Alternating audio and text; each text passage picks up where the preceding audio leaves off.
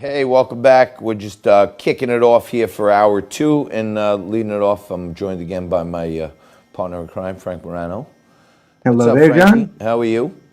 So, Great. I wanted to talk about, we were talking earlier about like this hypocrisy of some of this stuff, right? And the Black Lives Matter movement is obviously energized here. But I saw a headline this morning from Chicago, Frank, and I wonder why they don't focus their energy on Chicago.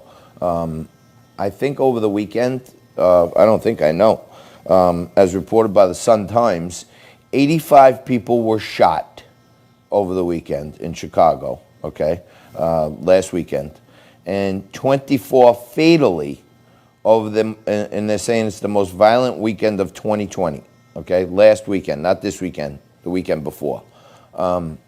All these stats out there that like 80% of African Americans murders are committed by African Americans. So there's a whole host of Black lives that matter getting gunned down in Chicago, and nobody says a word about that. Yeah, I mean there is an irony there, John, and this gets pointed to so often by conservative commentators that I almost hate repeating it. But like a lot of cliches, it has some truth to it. This was Chicago's most violent day in 60 years.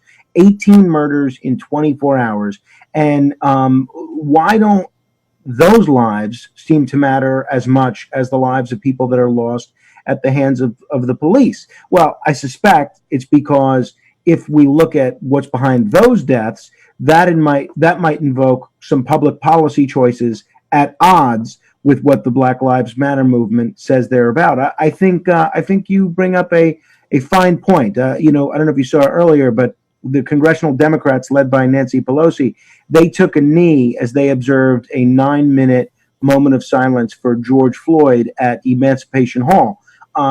Who's going to be there to remember the victims that were killed as a result of gun violence in cities like Chicago? I think it's a fair point, and it's not something that I have an easy answer for. Yeah, no, I mean, it doesn't seem like there's an easy answer because reason has been thrown to the wind.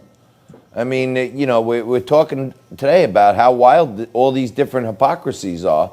Like with Fernando, people can't. You said, Fred Cerullo's mom is. They can't. Yeah, yeah, right. They can't have. So that's right.